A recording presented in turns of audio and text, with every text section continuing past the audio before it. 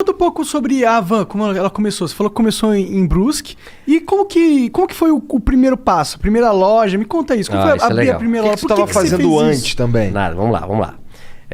Meu avô, meus avós foram operários numa fábrica. Meus pais foram operários numa fábrica. E eu fui operário na mesma fábrica durante 7 anos. Eu me lembro que na nossa época, eu tenho 58 anos de idade, né? E na época todo mundo entrava com 14 anos de idade a trabalhar, que também não morria ninguém. Era normal, né? Eu vejo muitos pais reclamando, inclusive donos de negócio, dizem, eu queria botar meu filho a ser garçom, a atender a mesa, mas não pode. Se vier algum fiscal aqui, me multa, né? Antigamente ninguém morria por trabalhar. É isso, também está errado. Então, meu pai, eu sempre fui muito estudioso, eu sou disléxico, né? Disléxico é a dificuldade de aprender a ler nos primeiros anos. Tu também? Sim, eu tenho muita dificuldade em ler. Eu também. Nossa, muito difícil. A professora, quando dizia assim, Luciano, continua a leitura. Eu já ia na aula de português tremendo. Eu já ia mal para a aula de português. Eu sempre fui péssimo em português e ótimo em matemática. Eu sempre aprendi a multiplicar e a somar. Dividir. Essa é boa, né? Eu sempre aprendi muito. Essa é boa, né? É somar e multiplicar. Dividir e diminuir, não aprendi nada. Agora, eu era péssimo em português. E não entendia, porque se eu era bom em matemática e não era burro, né? Por que quando eu ia na aula de português, aquilo me passava mal, amanhã tem aula de português. E aí a professora, eu acho que na 5ª série, 6ª série, a professora disse, Luciano, continua a leitura. Eu não ia. E os outros meus amiguinhos lendo atrasômetro, a burocracia. Começava a gaguejar, o pessoal começava a rir. E aí, eu não entendia. Aí eu pensei, o que eu vou fazer? E eu comecei a estudar em casa. Eu comecei a ler gibi na época, né? Livro, tudo que jornal, tudo. Eu vou tentar aprender a ler para eu não passar vergonha na coisa. E isso foi durante até os 12 anos de idade. Então eu sempre falo, né? Eu aprendi a ler só com 12 anos de idade. Imagina se eu tivesse aprendido com 7 anos, né? Esse era o Bill Gates. Tava melhor ainda, né? Tava melhor ainda. Tá com uma carinha então, assim, quem é disléxico, quem tem filho disléxico, tá? Ele não é burro, ele não é malandro. Ele aprende de maneira diferente, né? Procura um fonoaudiólogo. Como é que eu descobri depois que eu era coisa? Porque eu tive filhos depois na escola com dislexia, né? A gente fez simpósio. A nossa cidade tem colégio, a Cultura, que é especializado em quem é disléxico, né? Os Estados Unidos tem escola para disléxico, onde todo mundo é disléxico. Recentemente eu recebi um Tudo audiobook. Não, aprende através do silábico. Entendi. Beabá. Hoje é construtivismo, você aprende a ler a letra inteira. Uhum. Isso é um erro do Brasil aí, tem que mudar essa... O Brasil é assim, acho que a França é assim, a parte oeste americana é assim, que aprende menos do que o silábico. Pode crer. Tá? Então, aí a gente mandou professores para Curitiba para ensinar meus filhos a ler de maneira... Não, homeschooling não pode, cara. Crime. É crime, homeschooling não pode. Não pode, você não pode ter o seu filho estudar. Ele tem que estudar só naquela escola quadrada que o Estado fez. Não pode ter outro tipo de escola, não pode, hein, cara. Mas hoje tá mudando. E eu digo para você, quem tem um filho disléxico ou um filho que tem... Esse filho pode virar um problema no adulto, porque ele foi marginalizado na escola, né? E eu, graças a Deus, depois aprendi e tal. Mas eu saí, então, de pais operários. Eu comecei numa fábrica também. O que a fábrica fazia? Fábrica tecidos. Fábrica Renault. Uma fábrica de tecidos de centenas de anos. Todo mundo lá em Brusque trabalhou na fábrica Renault. Ela eu comecei hoje, lá. será? Eu comprei a fábrica faz 2 anos. Tu comprou? Ah, cara! Olha lá. Legal. E aí, depois de 3 anos eu trabalhei numa expedição. O meu gerente me chama e disse, Luciano, eu era chamado lá até de ligeirinho aí eu corria para cá, corria para lá. Eu nunca parei. Eu nunca parei para conversar. Eu corria nas escadarias, sempre trabalhando, acelerado. Aí um dia ele me chamou, esse meu gerente, e disse, Luciano, você é muito bom para ficar aqui. Eu te arranjei um emprego de vendedor, lá no outro lado. Não quer ir para lá? Disse, vou para lá. Aí me encontrei. Até hoje eu sou um vendedor. Adoro pessoas, adoro vender, né? E aí depois montei a van com apenas um colaborador do tamanho dessa sala aqui. Tua sala aqui é do tamanho da minha loja que eu comecei. Caramba. O que tu tava pensando quando tu criou a van? Não tô falando assim, não tô falando do que tu ia vender, não. Tô falando... porque assim, a van tem toda uma identidade, né? Isso veio depois... Não veio nessa primeira loja? Não, a loja num bairro, né? Aliás, antes de começar a van, como eu fui vendedor, eu passei a vender tudo o que se fabricava na loja, na empresa, que era uma empresa de 5 mil colaboradores, grande. E também o carro da diretoria, a sucata, tudo que tinha na van, era eu que na Renault na época, sim. eu vendia. Até achei, eu tô com um diretor que está lançando um livro na semana que vem, tem 80 e poucos anos, e ele conta no livro uma história que aconteceu. Ele tinha um Galaxy, você lembra do Galaxy? Carro? Um carro, Galaxy. Por exemplo, no Brasil tinha 5, 6 carros. Um Galaxy, um Opala, uma Kombi e um Fusca. Pode crer. Certo? Né? E na época, os diretores tinham um Galaxy. Né? E aí, quando ele comprou um outro Galaxy, sobrou um Galaxy lá para vender. E quem chamaram? O Luciano, para vender o Galaxy. Né? E aí, eu sabia que tinha um cara em Brusque que tinha um Galaxy, mas não tinha ar-condicionado. Eu disse, eu vou ganhar 2 vezes aqui. Né? Eu disse pro dono do carro, vamos vender o ar-condicionado, que vale uma fortuna, e depois nós vendemos o Galaxy. Né? E fizemos isso. Arranjei, vendi pro... E o cara era bem gordo, Telmo Rosinski, que eu nunca me esqueço, lá de Brusque, bem gordo. Então, eu vendi o ar-condicionado, tirei o ar-condicionado, vendi o ar-condicionado quase com o preço do Galaxy, e depois vendi o Galaxy. Foi um sucesso. Né? Até hoje eu não esqueço disso. Né? Então, assim, depois disso, eu montei primeiro uma tecelagem de toalha, em 1984, com 22 anos de idade. Da hora. 22 anos de idade. E depois eu montei a van. Por que você tinha esse negócio de montar empresa? Porque seu pai e sua mãe eles eram operários. Eles tinham alguma coisa de montar empresa, né? Dentro deles? Não. E meu pai dizia assim, Luciano, eu começava das 7 da manhã às 5 da tarde. E meu pai trabalhava das 5, 1h30. E aí, antes de eu ir para o escritório onde eu trabalhava, eu passava no lugar que meu pai trabalhava, que era um subsolo. Trabalhou 42 anos num porão. Meu pai. Caralho. 42 anos. Vitamina D faltava bastante. Pô, coitado. E aí, eu dizia, pai, agora eu vou montar uma empresa para mim. Ele disse, estás doido, Luciano? Eu tô aqui a vida toda de operário. Tu já tá naquele escritório bonito ali. Fica ali, o emprego teu é bom. Olha só, pai. O pai passou a vida toda aqui. Disse, não, pai, eu vou montar um negócio para mim. Mas de onde você tinha isso? Por que você queria montar? Eu acho que feeling... como é que vocês montaram esse negócio aqui? Eu vi os gringos fazendo. É igual, né? Conhecimento. Eu digo que o conhecimento vale mais do que um diploma. Não é isso? Total. Não é a faculdade que vai fazer. É o teu conhecimento, a tua força de vontade. E eu disse, pai, eu vou montar uma tecelaginha e vai dar certo. Aí montei uma tecelaginha, depois tirei meu pai da fábrica e botei ele a trabalhar comigo. Que da hora. Esse deve ter sido um dia da hora. Mas você já pagando salário pra ele ou ele foi com uma aposta? Claro. Assim? Não. Eu fiquei um pouquinho melhorzinho, né? Entendi. Porque no começo, eu até falo hoje sobre ser empresário, né? Eu soube que aqui que vocês também, quando começaram, dá prejuízo. Não, porra. 2 anos de prejuízo. Tu começa, não tem hora pra trabalhar, não tem dia pra trabalhar, não paga hora extra pra gente e muitas vezes dá prejuízo. E muitas vezes você quebra e perde tudo que tinha. É verdade. Então, como eu tinha 22 anos de idade, eu vou tentar. Não tinha namorado, não tinha casado ainda, nada. E a tecelagem foi muito bem. Tirei meu pai da fábrica. E aí depois, 2 anos depois, montei a van. 1986, com 24 anos. Eu e Vanderlei. A van. Hang e Vanderlei. Um sócio que eu tive durante 5 anos. Entendi. Mas o que aconteceu com a tecelagem? Ela cresceu? Não, aí a tecelagem trabalhei durante até 90 e pouco, uns 10 anos. Tendo a van junto. Junto, né? Entendeu? E depois eu vendi a tecelagem. Entendi. Quem que era esse seu sócio aí do começo? Vanderlei. Quem que... Era um supervisor de vendas que trabalhava comigo na Renault.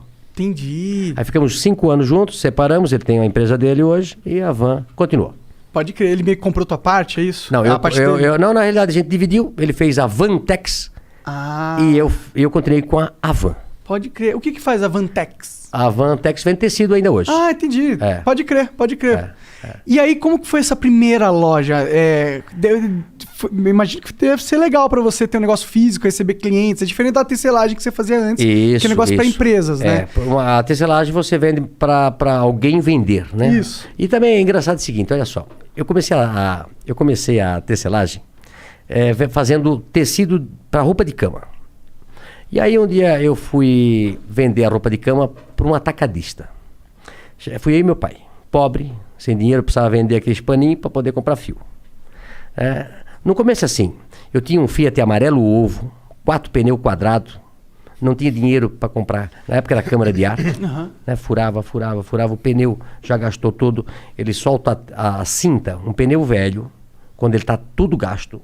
Ele solta a tinta e começa a sair os ferrinhos para fora. É isso? Eu tive carro assim. Um Fiat amarelo, 147. E aí eu fui vender as pecinhas com meu pai. E aí eu cheguei lá nesse lugar e o cara disse, olha, eu pago R$10 essas tuas pecinhas de pano aí. E o preço era 20.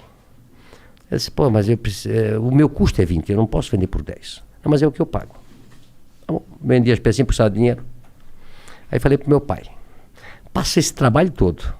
Tem que comprar fio, tem que fazer o pano, tem que tingir tudo. Aí me custa 20. Eu venho daqui e venho vender por 10. Aí o cara pega por 10 e vende por 100. Eu disse, meu negócio não é fazer tecelagem, meu negócio é botar uma loja. E montei a Van por isso. Tu acredita? Faz sentido. Falou, pô, vou entrar na linha que ganha mais. A Van cresceu com muito mais velocidade, né? E aí de uma loja de um funcionário, comecei com um funcionário. Passei 3 anos depois para uma loja de 3.000 metros quadrados. E depois era tanto movimento que a gente fez a primeira Van com a fachada da Casa Branca. Que pira foi essa? Por que a fachada da Casa Branca? Isso também é legal. Olha só. Eu sempre digo o seguinte, que a Van é uma empresa de publicidade, mas que vende produto. Sempre adorei propaganda. Hoje eu coloquei uma foto no meu Instagram de 3 amigos, eu e mais 2 amigos, que fomos em 1988 para a Europa, para viajar. Primeira vez que eu fui viajar com 27 anos de idade. Isso me mudou minha cabeça. Saindo do Brasil, na época, quando você ia para o estrangeiro, era como se você fosse para a Lua, que nem o Jeff Bezos. Era parecido. 1988, o mercado fechado ainda do Brasil, o Collor que abriu ela, né, em 92, 93. Então, um amigo meu me convidou para ir para a Europa na casa de um padre, do irmão dele, para ficar direto. Pô, na época compramos $1.000, ainda voltamos com $500 no bolso, né? Ficamos lá uns 20 dias. A hora que eu cheguei na Europa, vi aquela coisa toda, eu disse, pô, não vou parar mais de viajar. No ano seguinte, em 99, foi a primeira vez que eu fui para os Estados Unidos. E as pessoas que estão me vendo, 89, né? jovens, quer mudar a cabeça, faça uma viagem. Né? Às vezes até aqui no Brasil, né? O cara de lá do interior, vai para São Paulo, vai para o Rio de Janeiro, vai para algum lugar. E o cara que quer abrir a cabeça, vai para os Estados Unidos. Né? Vai para os Estados Unidos, vai para Cuba. Cuba vai só ver... Vai fechar a cabeça. Vai fechar a cabeça, né? Mas, puta, quando eu cheguei em 89 nos Estados Unidos, eu e mais 2 amigos, aquilo ali, você não via um carro igual. O Brasil só tinha 5 carros, 7 naquela época. Você não batia um carro com a mesma cor. Era uma coisa de louco. Eu fiquei impressionado.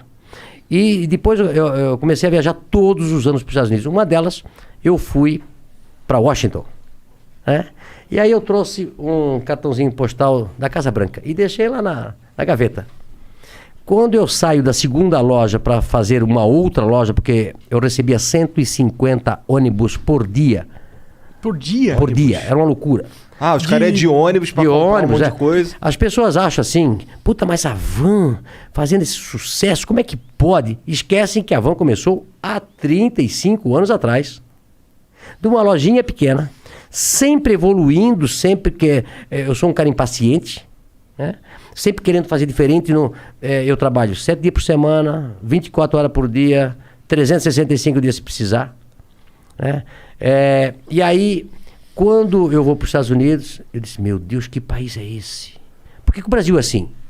Se tem o Brasil foi descoberto praticamente na mesma época dos Estados Unidos. Não é isso? Sim. tem 500 anos aí, vai. 500 anos agora, não, 521 anos, eles também têm 500 e poucos anos. Por que um país quase do mesmo tamanho, uma coisa é de um jeito e nós somos do outro? Aqui, ó. A cabeça. Principalmente dos líderes e de quem toca o país. Né? Eu sempre falo que o Brasil tem mão de obra e tem a matéria-prima. O que falta é gestores. Nós temos tudo. Né? Que país dá 3 safras por ano? Que país tem ouro, minério? Que país tem esse tamanho, tem sol o ano todo, não tem neve, não tem terremoto, não tem furacão? Nenhum. Né? Mas aí quando eu vi os Estados Unidos, eu pensei, eu vou levar um modelo americano para o Brasil. E aí, daí eu fui montando a Havan, fiz a primeira Casa Branca, depois uma criança, no ano seguinte, de 7 anos, me deu a ideia de botar o Estado da Liberdade. Cara, foi uma criança, então, daí que veio. Eu quero dizer, os 2 caras que fizeram o projeto da Casa Branca, o Antônio Zendron Neto e o Miller, né? São 2 caras, o Fernando Miller, foram os caras que projetaram a Casa Branca naquela época. Tu imagina inaugurar uma loja numa cidade que tinha 60 mil habitantes, uma loja de 8 mil metros quadrados. Caralho, é verdade. Dá pra uma loja desse tamanho ser rentável numa cidade Olha de só, eu tinha uma loja de 45 metros quadrados, saí para uma loja de 3 mil metros e na frente eu faço a Casa Branca. Olha só como as coisas funcionam. Um dia eu fui visitar a loja para ficar olhando aquela loja linda, 16 metros de pé direito, 60 metros de coisa, 8 metros de tamanho. E aí tinha 2 caras de São Paulo, olhando a mesma loja. Aí eu fiquei atrás deles e um olhou para o outro, não sabia que eu era o dono. Um olhou para a cara do outro e disse, isso aqui vai ser um elefante branco. Onde já se viu uma loja desse tamanho, numa cidade desse tamanho, não vai dar certo. Como você tem que ter ideias próprias. Como você, às vezes, não pode seguir a manada. Como você, às vezes, com uma ideia maluca de fazer um programa, começar do zero, vir para São Paulo, ou vocês começarem em Curitiba. Sim, sim. É isso? Isso. Vai dar certo, vai dar certo, vai dar certo, e é o sucesso que é. Foi uma aposta. Sim. Não é isso? Aposta, mas também, às vezes, o cara não vai dar certo. Ixi, isso não vai. Ouvi pra caralho. Hã? Ouvimos pra Não caralho. é isso? Não vai dar certo. Não vai, que vai dar errado. Né? Tem que tentar. Ih, não tem convidado suficiente. Isso, vai faltar assunto. O que vocês vão falar? Já pensou, né? Então, assim, ó, eu acredito. Eu tenho uma frase do Beto Carreiro Worth. Eu era muito amigo do Beto Carreiro Worth. Era um cara visionário também, né? Começou do zero e monta aquele parque lá em Penha. Ele dizia assim pra mim, Luciano, o mundo não deve nada para as pessoas normais. São os anormais que mudam o mundo.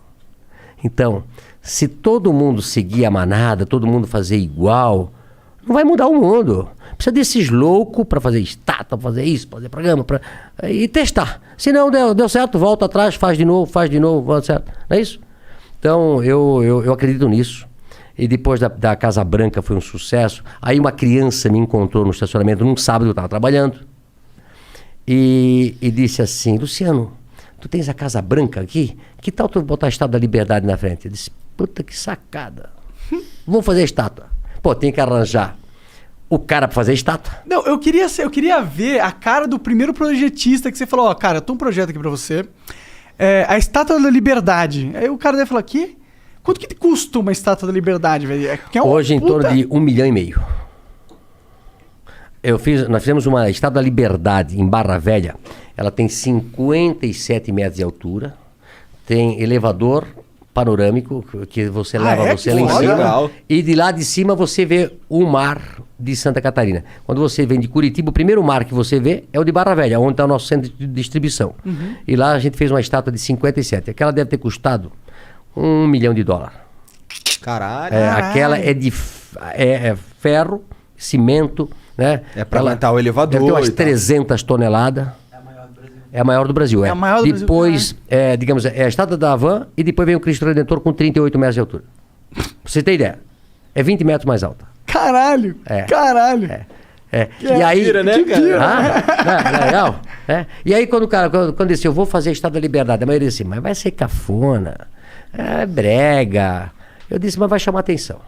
Ah, mas isso chama. Vai chamar atenção. Ué, teve lá o Daciolo lá falando que não podia ter. Daciolo. Porra, Não, e teve um cara, um esquerdista que não botou verdade. fogo uma. Botou fogo? Botou fogo. Dá pra pôr fogo? Não, mas o cara foi lá, botou lá em São Carlos, né? Depois a gente já botou... Mas assim, pessoas que não acreditam na liberdade de expressão, pessoas que não gostam da gente, de vez de discutir ideias, toca fogo. Né? Vai partir pra violência, né? Pra violência, né? Como é que foi tua reação quando tu viu o Daciolo lá na O Daciolo, depois eu falei com ele por telefone, né? Ele... Você é da sucursal? Ah, Ursal. Ursal. Não, o Daciolo ia para Brasília, eu acho que ele era deputado, né? E ele voltava talvez para a cidade, ele passava na frente de uma Estátua da Liberdade que nós temos em Valparaíso. E alguém falou alguma coisa para ele, na época, não sei qual era o assunto que ele... da Estátua da Liberdade, que ia tomar conta do Brasil. Ele dos Estados Unidos. Não me conhecia também, né? Pá. E aí falou e tal, mas depois eu liguei para ele. A gente ficou até de se encontrar, mas eu nunca encontrei pessoalmente, né? Mas ele não é doido, não. Ah! Não é doido, não. Não é doido, não. Mas é marqueteiro, né? É marqueteiro. Com certeza. Mas que foi, cara, eu vendo aquele vídeo ali, a minha sensação era de... Caralho, esse cara... Que isso, cara? O cara eu achava muito engraçado, eu adorava. O Daciolo?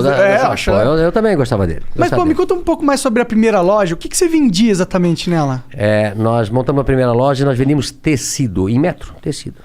Tecido em metro. Tecido. Como eu era vendedor de tecido, né? Aí eu montei uma loja de tecido. E aí Brusque se tornou um polo de confecção, ainda é hoje. Hoje, Santa Catarina é o maior polo têxtil do Brasil, passou São Paulo. O maior produtor têxtil do Brasil é Santa Catarina. Da hora. E nós, lá na época, em 86, montei um atacado para vender para confecções, que começar a vir ônibus para nossa região para comprar. Ah, por isso que eram vários ônibus. Isso. Entendi. E aí a gente começou a vender tecido naquela lojinha, aí montou a loja de 3 mil metros, depois montamos uma Essa loja... de 3 mil metros era o quê? Só tecido também? Só tecido também. Aí entendi. depois comecei com cama, mesa e banho. Aí fiz a loja de 8 mil, aí quebrou uma empresa próxima, a gente comprou. Aí quebrou depois um shopping e hoje nós temos 55 mil metros quadrados. É a maior loja do Brasil. Talvez a maior loja da América Latina. Que da hora. Tem 3 salas de cinema, 2 praças de alimentação. Nossa, é um shopping. É um shopping, literalmente. Só que você compra tudo num só lugar, né? Como vocês conhecem lá de Curitiba. Quando que deu esse pulo de tecido pra ter tudo, móvel, talher, roupa? Isso foi aumentando a loja, a gente foi escutando os clientes, aí começamos a botar cama, mesa e banho, aí começamos a botar tapete, aí depois... olha só como é que as coisas. Aí começa a namorar com a Andréia, aí foi passando os anos, ela vai ficar louca comigo que eu vou falar. Vai, eu quero ouvir agora. Aí ela Como chegou... é teu nome, cara? Lucas. É a cara do Lucas. A cara do Lucas. Caralho. Aí um dia a André disse, olha, você estás me enganando aí faz 6 anos. Tem que casar. Eu disse, não tenho tempo. Não tenho tempo. Tem que trabalhar 24 horas por dia. É uma loucura. Eu atendia 150 horas por dia. É uma loucura, Tu tava lá na frente, na loja direto. Não, direto. Eu ia dormir 1, 2, 3 horas da madrugada, porque eu importava muito na época da Coreia e tal, e lá é o inverso. Ah, sim. Né? Então eu ia dormir muito tarde, e no dia seguinte acordava cedo, e não conseguia, sábado, domingo, feriado. Aí eu disse, não, mas tem que casar. Eu pensei, sempre vou casar no inverno, para se fazer uma festa, é frio, né? Não vou casar no verão. E foi a dar um jeito de nós casar em dezembro. Que é verão. Verão pra cacete. Né? E aí casamos e eu, por sorte, tinha escutado um senhor me falar que um lugar lindo, maravilhoso era a África do Sul. Aí marquei a viagem para a África do Sul, casei no sábado, fui para a África do Sul no domingo, cheguei na segunda e voltei na sexta. Ou seja, fiquei 3 dias na África do Sul. Lua de mel rapidinho. Mas lá era o hub, na época, de todos os aviões que iam para o Oriente. Para Coreia, para Taiwan, para Hong Kong, para China. Isso em 2005. 95. Vai fazer 26 anos de casado. Aí Eu comecei a conversar com um, conversar com outro, eles falando loucos, dizendo quanto custavam os produtos lá. Centavos. Eu disse, não é possível. Liguei para Brusque e eu estava sentado lá no coisa. Se marca uma reunião para segunda-feira às 8 horas da manhã que arranjei um outro negócio. Ou seja, o casamento foi um ótimo negócio. Eu digo assim pra ela, fica louca. Que bom, Até na hora de casar eu arranjei um negócio. Isso daí foi quando... Esse negócio era conversando com os caras lá. Porque eles tinham os com as fornecedores pessoas que... lá. Os aviões chegavam do mundo, paravam na África do Sul, fazia o transbordo, ficava esperando outro avião e iam pra lá. Aí eu disse, eu cheguei e avisei pro pessoal, já disse, olha, prepara uma reunião, segunda-feira, eu vou fazer uma loja de importados. Avan, o Paraguai é aqui, né? Isso era dezembro. Dezembro eu fui pro Paraguai, via mais ou menos o que eles vendiam lá. Janeiro já fui para Las Vegas, tem uma feira de importado, tinha lá. E no ano seguinte já fui no mês seguinte já fui para China, para tudo quanto é lugar. E aí começamos a importar produtos importados na época, que o dólar estava muito defasado. Mas foi um sucesso quando a gente abriu. Então eu incorporei todos esses produtos aí que se vê hoje. Foi nessa época aí. Entendi, foi do caraca, o cara tirou do casamento a Havan moderna. Tá aí. Mas tu sabe de uma coisa? O Brasil, eu tenho falado bastante isso, e falo isso para os meus compradores, que nós só devemos importar aquilo que for 30%, 40% mais barato lá fora. Tentar comprar tudo que for possível no Brasil. Nós temos que gerar emprego no Brasil. E sabe por que a gente não gera mais emprego no Brasil? Tem algumas... Por causa dos impostos. Né? Bom, nós temos a maior carga tributária do mundo. O Brasil, na década de 80, de 70, exportava tudo. Exportava louça, exportava toda a indústria nacional, exportava para o mundo todo. E por que nós fomos perdendo competitividade? Lá atrás, a carga tributária era 18, 20, 22, 24. E hoje chega a quase 50% de tudo que a gente produz. Sim. Ou seja, tudo no Brasil é muito caro. E aí os outros países começam a competir com a gente.